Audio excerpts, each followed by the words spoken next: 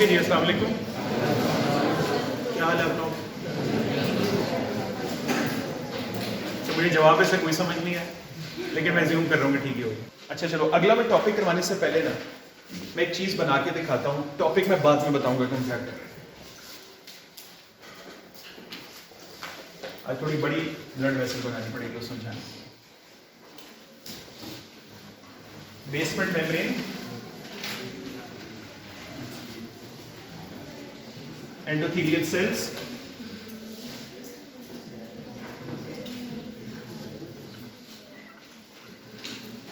यहाँ पे इनकी न्यूक्लियस बना रहा हूं सेंटर। मेरे ख्याल में आपको ये बताने की जरूरत तो नहीं है मैंने कौन सी ब्लड वेसल बनाई, कैपिलरी बनाई। कैपिलरी लिख देते हैं। जरा इधर देखना है आपने, एक मिनट, एक मैकेनिज्म आपको बताता हूं, एक मैकेनिज्म करवाता हूं। यहाँ पर कुछ कैपिलरीज में, कुछ में, सब में नहीं, इवन बेसमेंट मेम्ब्रेन के बाहर भी, मैं ब्लू में ड्रॉ कर रहा हूं, कुछ सेल्स होते हैं बेसमेंट मेम्ब्रेन के बाहर टुवर्ड्स दी इंटरस्टिशियल स्पेस वाली साइड पे। इन सेल्स को कहते हैं पेरिसाइट्स। पेरिसाइट्स, पेरी का मतलब होता है अराउंड, साइट मतलब सेल। तो ये कैपिलरी के अराउंड सेल होते हैं। ज़ाहिर इस तरफ भी होंगे, इस तरफ भी होंगे, ऊपर भी होंगे। मैं भी ड्रॉ नहीं कर रहा टाइम बचाने के लिए। तो पहले तो मुझे बताओ ये पेरिसाइट्स कहां से आए? These are the cells covering the outside of the basement membrane or the interstitial fluid side of the basement membrane। हुआ क्या कि ये कैपिलरी जिस टिश्यू को सप्लाई कर रही थी ना, इधर देखना, वहां पे नीचे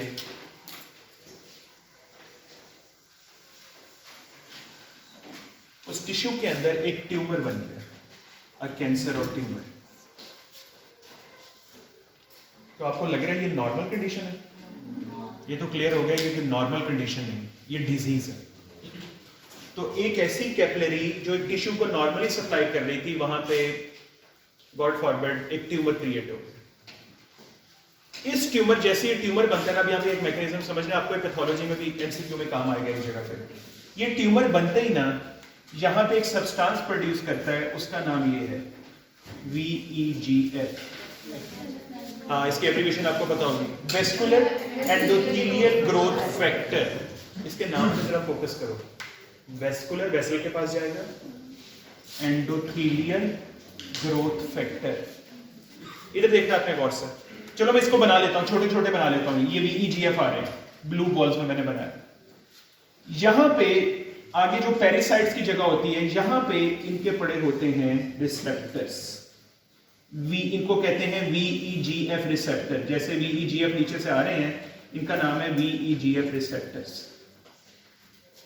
तो मेरे ख्याल में आगे बताने की इतना कोई कॉम्प्लिकेटेड बात ही नहीं है। ये VEGF कहां लगेंगे जाके? अपने रिसेप्टर्स पे। Let me stop my self here. VEGF कहां से है? If there is no tumor, there is no VEGF। तो no VEGF मतलब ये काम नहीं होने वाला, तो ये डिजीज में है। मैं भी आपको एंड पे बताऊंगा मैं कौन सा मैकेनिज्म बता रहा हूं। आगे देखो, VEGF यहाँ पे एक सबसे इंपॉर्टेंट काम करता है। ये कौन सी जगह है? Interstitial space. इंटरस्टिशियल स्पेस में मैट्रिक्स कहते हैं, मैट्रिक्स होती है। VEGF के यहाँ बाइंड होने से यही मैट्रिक्स एक चीज प्रोड्यूस होती है, उसका ये नाम है MMP। MMP stands for matrix metalloproteinases।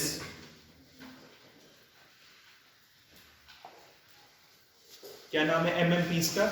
Metallic protein. Again let me stop my self. कहां से आए MMPs? इंटरस्टिशियल स्पेस से।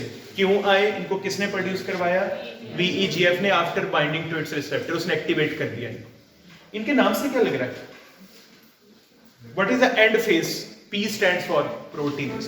इसका मतलब है कुछ प्रोटीन्स को डिस्ट्रॉय करेंगे। अब ये देखना है, जब ये MMP यहाँ पे पहुंचते हैं ना, ये क्या करना शुरू करते हैं? ये सेल्स का नाम क्या है? ब्लू वाले सेल्स का नाम पेरिसाइट। ये पेरिसाइट्स को यहां से रिमूव करना शुरू कर देते,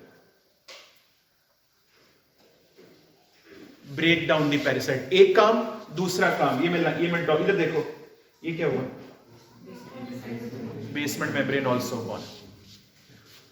So मुझे बताओ what are the two functions of matrix metalloproteinases MMPs? Number one, the destruction of the parasites covering around the capillary wall, और जैसे ही पैरासाइट साइड में गया कि कौन एक्सपोज हो गया, बेसमेंट मेम्ब्रेन ने उसको भी डिस्ट्रॉय कर दिया। तो इनका तो कोई मसला ही नहीं है, एंडोथेलियल सेल का तो कोई इशू है ही नहीं पीछे, ये तो खड़े ही बेसमेंट मेम्ब्रेन पे हुए थे। जैसे ही बेसमेंट मेम्ब्रेन यहां से उतरती है, ये डिस्ट्रॉय नहीं होते, डिसरप्ट होना शुरू हो जाते हैं। अच्छा यहां पे ना एक बात ना गलत ना याद कर लेना, कुछ बच्चे ने इसको ऐसे लिख देते हैं कि मैट्रिक्स मेटालोप्रोटीनेजेस 3 काम कर रहा है। एक पहले पैरासाइट्स को डिस्ट्रॉय किया, दूसरा बेसमेंट मेम्ब्रेन को, तीसरा एंडोथेलियल सेल को भी नहीं। एंडोथेलियल सेल को एमएमपीज नहीं कर रहे।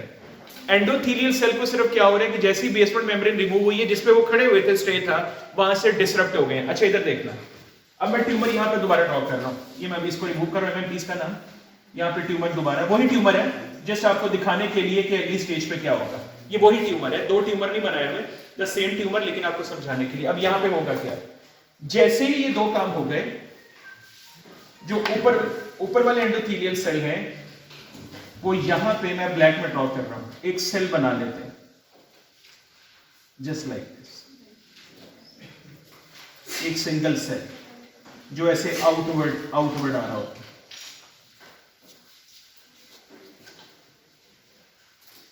ये सेल कहां से आया, एंडोथेलियल सेल से। क्यों आया, क्योंकि रास्ते से बेसमेंट मेम्ब्रेन भी चली गई है, पैरासाइट्स भी चलेंगे। इस सेल के एंड पे यहां पे आप देख रहे हो मैंने ब्लैक में कुछ बनाया है, ये एक्टिन फिलामेंट्स होते हैं। आपको क्या लगता है एक्टिन फिलामेंट क्या कर रहे होंगे, they will be moving towards the tumour. Tumour ये सारा काम कर क्यों रहा है, ट्यूमर को इसका क्या फायदा होने वाला है, tumour is establishing its own blood supply है। ट्यूमर अपने आप को बचाने के लिए चाह रहा है कि भाई मुझे भी तो न्यूट्रिशन चाहिए, तो वो कह रहे हैं ये ब्लड वेसल तो पूरी नहीं पड़ने वाली है, तो वो कह रहे हैं नहीं मुझे इसमें से एक एक्स्ट्रा ब्लड वेसल तो सिर्फ मेरे तक आनी चाहिए। तो ये जो सेल बन के आगे एक्टिन फिलामेंट्स लगे होते हैं और actin filaments are going towards tumour. अब नेक्स्ट फेज पे देखना, दोबारा वही ट्यूमर, सिर्फ फेज डिफरेंट करो ताकि साथ बने भी रहे और आपको समझिए। मैं एक ही जगह पे भी बना सकता था लेकिन फिर से रिमूव करने पड़े। अब यहाँ पे बस सेम चीज बना रहा हूँ, इधर देखो वो सेम स्टॉक्स यहाँ पे आ रहा है और वैसे उसमें बना हुआ आगे एक्टिन फिलामेंट्स भी हैं। इसके पीछे पीछे कुछ यहाँ पे बाउंड्री के ऊपर कुछ सेल्स आना शुरू हो जाते हैं, उन सेल्स का नाम है स्टॉक सेल्स।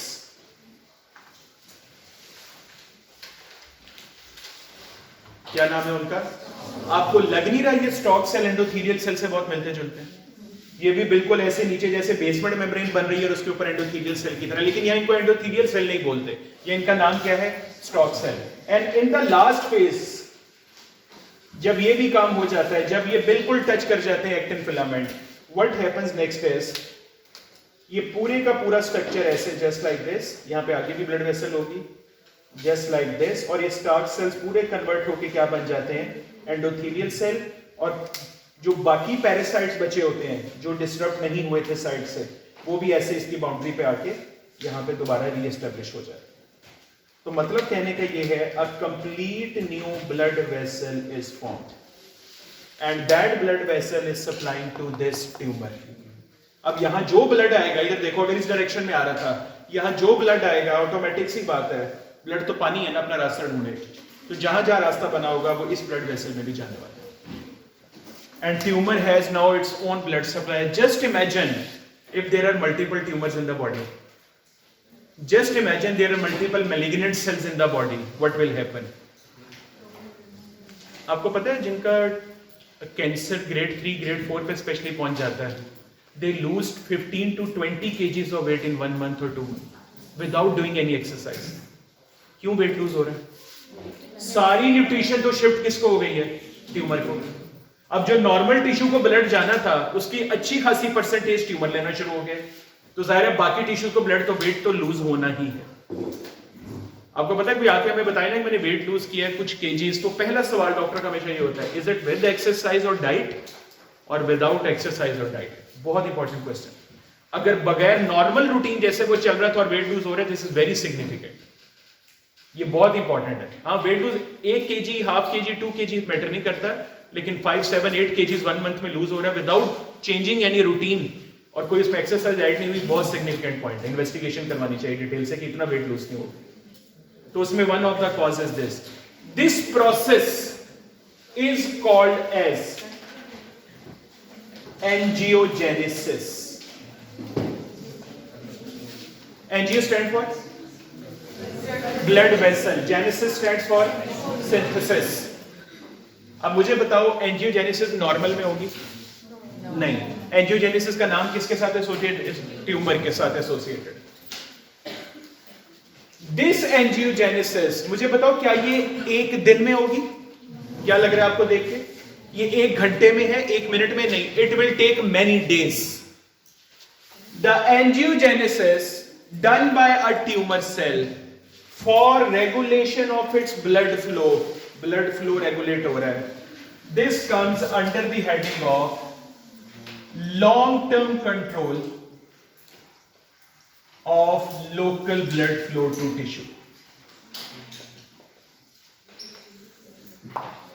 कल हमने कौन सा किया था? शॉर्ट टर्म, 2 थ्योरीज वाला। आज हमने कौन सा किया है? Long term. लेकिन लॉन्ग टर्म और शॉर्ट टर्म में सबसे important difference, short term normal tissue की बात की। ये बात ही कहां से शुरू की है? एबनॉर्मल टिश्यू से। नॉर्मल टिश्यू VEGF प्रोड्यूस नहीं करता। अच्छा, VEGF इसका मतलब है शायद किसी में, मतलब रिसर्च वाइज मैं सोच रहा हूं कि शायद अगर किसी में इंजेक्शन वाइज हम इंजेक्ट कर दें तो माइट भी एक नई एंजियोजेनेसिस जनरेट कर देगा। हाँ, लेकिन अब प्रॉब्लम यह है कि वो जाएगा किस तरफ ब्लड वेसल अगर ट्यूमर नहीं है तो? क्योंकि VEGF की तरफ नहीं आ रही है, ये एक्चुअली जा किस तरफ रही है? Blood vessel towards the tumour. VEGF causes the production of MMPs. MMPs does removal of parasites and destruction of basement membrane, and so endothelial cells are disrupted. लेकिन पूरी वेसल में नहीं, सिर्फ उस जगह पे जिस तरफ ट्यूमर पड़ा हो, जिस जगह पे VEGF पूरी वेसल में नहीं लग जाते आगे, वरना तो पूरी की पूरी वेसल ही डिस्ट्रॉय हो जाए और सब में सही नहीं आउट पाउचिंग्स आ जाए। Then there is a target cell which contain the actin filaments going towards this target which is tumor, और एक्टिन का काम भी लग रहा है कि मूवमेंट करवा के, कॉन्ट्रैक्शन करवा के टुवर्ड्स द ट्यूमर की तरफ जा रहे हैं। एक्टिन फिलामेंट्स आपको पता है कॉन्ट्रैक्शन रिलैक्सेशन करवाते हैं, तो ये मूवमेंट करवा रहे हैं गोइंग टुवर्ड्स द टारगेट। और ये टिप सेल, ये टारगेट सेल जब इसके बिल्कुल पास पहुंचता है तो इसके पीछे कुछ सेल डेवलप होना शुरू हो जाते हैं जिनका नाम stalk cells. And when there is a complete attachment of these stalk cells here with the tumor, these stalk cells now are called, they are converted into endothelial cell, and the surrounding parasites also come in contact. This whole process, जो कि basically 3 marks का SAQ question है, जो कि draw करके भी दिखाना है अगर आएगा तो, और उसको लिखना भी है। और इस प्रोसेस को कहते क्या है? Angiogenesis. And angiogenesis is a process acquired by a tumour for long term control of. इसको लॉन्ग टर्म क्यों बोल रहे हैं, शॉर्ट टर्म क्यों नहीं बोल रहे? डेज लिए हैं इसमें। ये काम अगर 1 दिन में या 2 घंटे में होता तो हम इसको भी शॉर्ट टर्म कह देते, ट्यूमर के साथ भी शॉर्ट टर्म बोल देते। अच्छा, मुझे एक बात बताओ, अगर ये लॉन्ग टर्म कंट्रोल किसी नॉर्मल टिश्यू में अप्लाई करना हो और एंजियोजेनेसिस ही बतानी हो तो उसको क्या वर्ड देंगे?